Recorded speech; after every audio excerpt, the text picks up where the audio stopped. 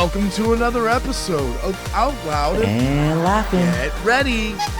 I'm Bryan. And Jon, two gay cousins having big talks and even bigger laughs. Join us. Let's see what they're up to. It's Out Loud and Laughing. Welcome back to another episode of Out Loud and Laughing!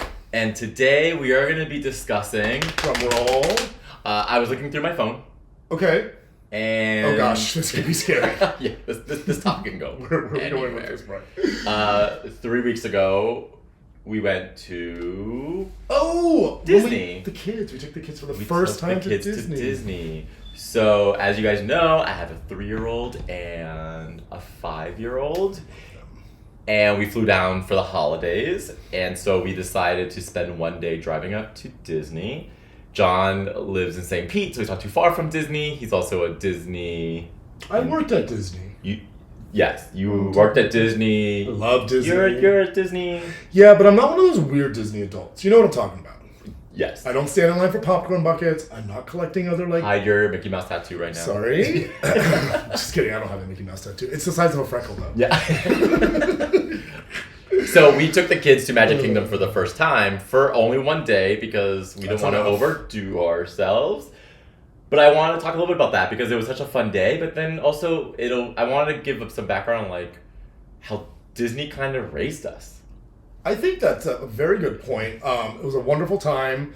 And we also did Disney a lot growing up. We did Disney a lot growing up. It growing did up. kind of raise us. That's a good point. It definitely raised us, yeah. Yeah, I mean, our parents took us there because they didn't have to worry about us. Until they lost your sister in the crowd. Don't walk away. Never walk away from, if you have children and you take them to Disney World, honestly, okay, first of all, do not put them on a leash. You will be scoffed at. You won't hear it, but people are scoffing. Straight up. But don't lose your children. Come on. That's I mean, I think that's a good life lesson outside of just taking your kids to Disney. But start at Disney, and then in the real world, don't lose your children. But we took the kids to Disney, so it was great. We took me, my husband, the 2 kids, my parents, mom and dad, and then you and your my sister. aunt and uncle. Yeah, you and your sister. And my sister came as well. And so we stayed at Airbnb because we needed a bigger space. Which is a new thing. All of that housing great. is fantastic. We went to Magic Kingdom for the day. Bright and early. And we not only brought our kids, we brought our dogs as well, who also had a Disney day. Fair. They went to Disney doggy camp. Whatever. So I growing up with Disney, it was very much you buy your ticket, you go to the rides you want to go to, you wait in line, and you go on your rides, eat a little bit of food, and you leave.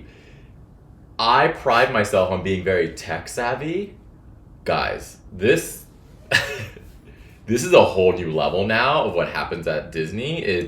You are attached to your phone all day. All day long. If you are fortunate enough to access the Lightning Lane program, and even if not, and we can go into this, I don't even think we should, but it's a lot. There's some really great resources out there, some other good bloggers and video bloggers who are giving you lots of resources. My favorite You don't work for Disney anymore. I know I don't. Well, great. So don't go to Disney directly. No, honestly, Disney Food Blog on YouTube, fantastic channel, one of my favorites, and they're always up to date, always releasing new content. I suggest if you're planning for a first trip to Disney to watch them or hire someone. You're literally on your phone all day long. So that's why I'm going to interrupt him, because you have to hire someone, but it's better to hire someone close to you. So Adam, myself, and the kids just showed up with my parents. Jon showed up with his phone, and he already had all of our reservations for the upcoming rides in the morning. And we were like, what are reservations? He's like, don't worry, I got it covered. And every single ride we went to, we just walked to the front of the line, and we just went on it with the kids, which was super exciting because having a 3 to 5-year-old at any sort of theme park, really having a 3 to 5-year-old outside of the house. And to be honest, my 3 to 5-year-old comes out too when I have to stand in an hour line. Well, every line. Yeah, and truth be told, a lot of these rides, they're cute. They had nostalgia, but to wait over an hour for some of these things. No. So, anyways, Jon was our one that he was our captain with his clipboard all day, and then his sister also has an annual pass, also Disney fan. Paid to, those people that when you walk into an amusement park, mainly Disney, they're like, let me take your picture, and you're like, I don't want to pay for that, I don't want to do it. Carolyn's pass allowed for free pictures. So every time it took a picture of us, it uploaded into the app. So we actively stopped every single photographer because we were like, take our picture. It'll be professional, and we don't have to pay for it. Don't have to pay for it. It's professional, and you're guaranteed to get a photo of your child crying. I mean, if that's what you want, no, I'm just joking. They do a great job. They do a great job. The Photo Pass you could add to the app as well. Unfortunately, now Disney, which I don't remember growing up, they have commoditized everything, right? So from pictures to line waiting to, they now do they have their own Uber service called the Mini Cars. They're like Minnie Mouse, and they basically like have taken over Uber within their own property. I don't know if you know this. This is where he goes, guys. I'm telling you, I'm Disney obsessed. We're talking about our family, and he is. But we didn't have access to these things. Yeah, seriously. We didn't have access to these things as kids. And when we went, it was kind of like raw dogging it, right? Like you showed up to the park. Oh, and you need reservations now to go to the park. Before, when we were kids, we just buy a ticket, show up, walk through, pack it up, and yeah. I mean, so we went with my kids, great experience, a lot of fun things. But I think the reason why it was so fun for me is because I was finally able to take my kids to Disney for the first time because we grew up going there. And so for a little context, like we grew up in Fort Lauderdale. Yep. Actually, Sunrise, Florida. Look it up. It's a thing. Yeah. We don't look it up. We were probably like a 3-hour drive from Orlando. Mm-hmm. So a lot of our trips were wherever we could drive by car. Mm-hmm. And if you listen to our last episode, we probably didn't stay. Not our last episode. Cut.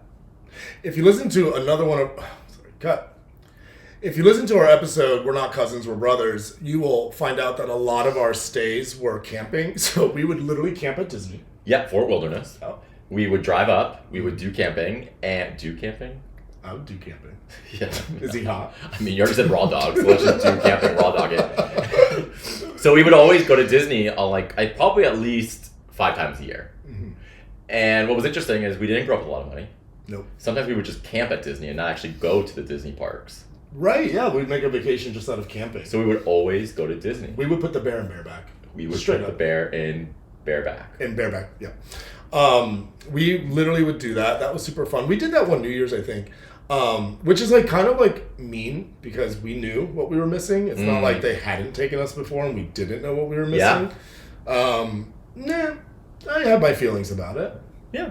But I feel like we always went to parks when we did go to parks. Like we would park hop all day long. Yeah, that was another thing. But I remember some of our best memories were like when there was no line on Space Mountain.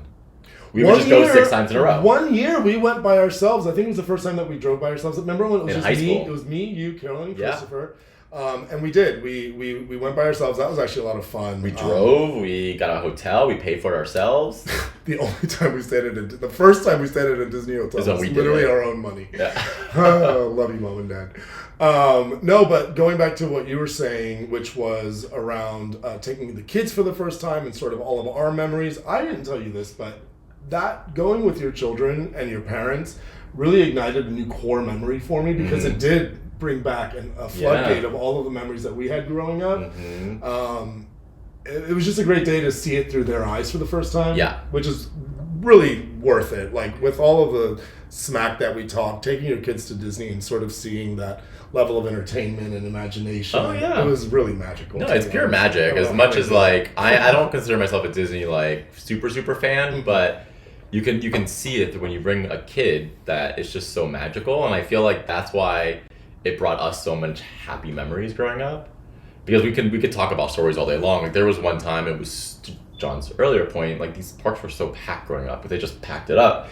And we lost Carolyn once. We were at Splash Mountain, and we were all just I think huddled, and all of a sudden we turned around. You might remember this. I don't remember this too well. Gone. I mean, honestly, Brian, I think we were trying to figure something out, and we were collecting... Oh, yeah, read a map, because that's when they were paper maps. Paper maps. Yeah, you didn't need to have we didn't even have cell phones. There was no phone. There was no phones. Paper map, figuring it out. My sister was watching... Actually, I remember. Carolyn was watching Splash Mountain because it was a newer ride, and this was before it was Tiana. And yes, she was watching the drop.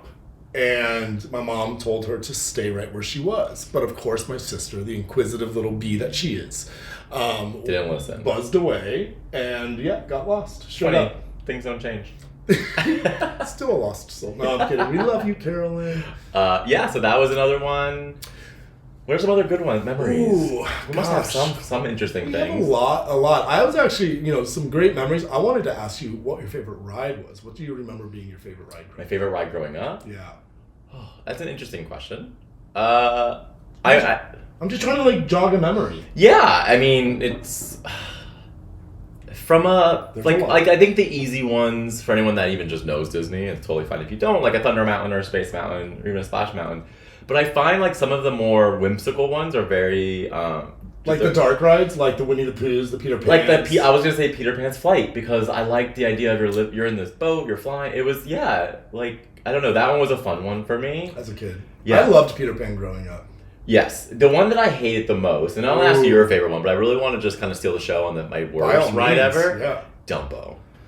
I understand why, but if you think about Dumbo today, guys, if you looked it up, it's literally you're in a Dumbo and you're just going in a circle. And the reason why I hate that, it's that's like a traveling carnival ride. And so the fact that Disney has kept it, stood it up, and you have to wait sometimes over an hour to get on that, especially now that they've bonkers to me. It's bonkers. And now they have two Dumbos side by side, oscillating at the same time. I'm just like... But I just remember growing up and never really going on that ride because the line was so long and we always just forgoed it because kind of stupid. I think our parents just graduated us to the Astro Orbiter, which is that one in Tomorrowland that spins around. It's the same as Dumbo, but just literally rocket ships and elevated on a platform. But I think they were like, no, this is crap. We're going to take you to this one instead. What was not your favorite ride, but favorite memory on a ride? Ooh, that's a good one. Favorite memory on a ride, back in the day, and I think they still do this today, so don't try it. If you do something weird with your face or your hands, the attraction photo that they take, they black it out. Now they do that. They used to as well. Oh. So I remember the night that we were talking about that the four of us went, that trip, just the four of us when we were teenagers. I think that we had tried to do the year or something with 2 or 1, whatever year it was. I think it was year 2000, to be honest, 20 years ago. Yeah, that stands. Tracks. And so I think we tried to do numbers, and they blacked our photo out, so we had to go on again, and that's Gang where the picture symbols. was. We were throwing straight. We were from South Florida. So that also tracks. And not white. Yeah, and Spanish. So they were just who invited the Mexican? Interesting. I don't know if I remember that. Yeah. So that was one that I remember. One that I remember, my dad was the worst. I think our dads were the worst. I don't know if your dad ever did this to you, but on the Haunted Mansion, there's a pre-show, which is basically an elevator. It's very well known, I think, in just the space, even if you haven't gone to Disney, but it's this stretching room. And it's a pre-show, and my dad, and it's got this really haunting voice sort of narrating this, whatever, is this room stretching, or is it actually, whatever. And my dad used to horrify me. He used to, and on the ride itself as well. They always teased us. Oh, Brian, speaking of Haunted Mansion, what happened when we were with the kids on Haunted Mansion? Oh, so we brought my kids on the Haunted Mansion. It was one of the last rides of the day, which we were super excited about because it's a quick 15 minutes. It's a little scary for a kid, but kind of cheesy. So to John's point, the room that we used to get taunted by our parents, our kids were a little scary, it was a little dark, fine. Then it was herding sheep to get on this ride. Which is the worst. And then we were on this ride. And again, the kids are not, my kids are pretty strong and brave, but it got stuck. So that 15-minute ride turned into over an hour. Yeah. It's got stuck multiple times in multiple spots of the ride. Now, with that ride specifically, the music was written so that it could be uncomfortable and sort of a little stressful. But on repeat. And it was the loops. We sat in a room that you should just roll through, and we sat in that room for 10 minutes, and the music was only 30 seconds long. So every 30 seconds it would I could. Well, and the fun part was my son fell asleep, so that was actually kind of good. And then I looked at Kenzie, and because Adam's with Kenzie on the ride, and I look, and Kenzie is just on his phone playing a game. So I'm well, at least that's taken care of. And Brian and I are together just having, obviously we always have fun together, but we're just wait till we get off this ride. What are we going to do? Yeah. Well, we got off the ride, but right when we got off the ride, my parents and Ollie were still right behind us, and they got stuck again. Oh my God. And John queened out and yelled at everyone and basically said, I am calling Walt Disney. And I tapped John on the shoulder and I said, he's dead. And which is news to me. So anyways, we got a little diva on them. But it was, But I want to backtrack a little bit into like growing up with Disney, because I wonder, like, we always went. It was always like a fun, magical time. But what do you think it did to us from, like, I'm trying to go a little bit deeper here, because I feel like it was such a big part of our life. Like, how did it affect us in, like, as we look ahead? I don't know if you know this about me, but I often tell people, especially through my work, because I'm a graphic designer by trade, and now I sort of worked up the ranks. But what I think about often is a very visceral moment that I saw a napkin as a child. This was even like with the old Disney logo, like the 80s, 90s Disney World logo. It was more square. I saw a napkin, and I was like maybe 5 or 6, and I remember having this internal thought that somebody put that there on purpose. Okay. I also remembered on the trash cans where it said thank you. Like, as a child, I was picking up on these small little things about it, and in turn, it is like, the level of empathy and compassion that I have for the people that I design for is in that vein, where I'm like, somebody's interacting with something, a napkin, it has your logo, somebody's interacting with something, a trash can, you're disposing of something, why is the trash can thanking you, but it makes you feel good because you've done something. I don't know. Like, it's really impacting me. How about you? Your career. What do you imagine? I go a little darker. I think it sets you up on unrealistic expectations. No Prince Charming. Like, it used to be such a magical experience that when you leave the parks as a kid, you were just like, and this is it, Yeah. And so it's interesting because you have all this joy for a couple of hours, then you leave and you're back in the real world. And so some people might see that as an escapism. I see that as just setting yourself up for disappointment. It's true. It's a day that you can skip your meds, Or double up. Yeah, just know the next day you can be. I mean, that is true. So when we were at Disney with my kids, we definitely all did a gummy. Oh, yeah. Not my kids. Yeah, no. Nor my parents. But I think that helped the day a little bit, actually. Yeah, you're actually not allowed to bring THC into Disney. So we definitely didn't do that. Definitely didn't. But if we did have we left them in the car in my backpack that was on my back that I took out of the car before we got at the park. At the park.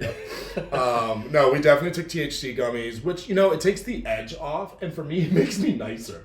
Makes me nice. It made me have funner. Made me have more funner. Yes. No, more funner, more funnest. More funnest. I agree.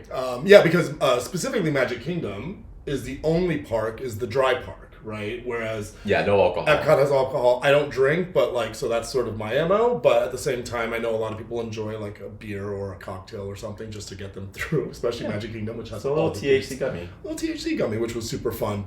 But the day, that whole trip of taking your children really brought back to life a lot of the things that we experienced as kids ourselves. I agree. It was really special, and I love this episode because I know you love so Disney. much. Yeah. I know he's probably going back within the next month, and I probably won't go back for another 5 years. I'm literally going back next week. I have plans on Sunday. I already have reservations. Remember to make your reservations. But he's not one of those Disney people. But I'm not one of those Disney people. Thanks, guys, for joining. Yeah, we'll see you. Subscribe, do all the things. Find me at Disney. Yeah, find you at Disney. Bye. Bye.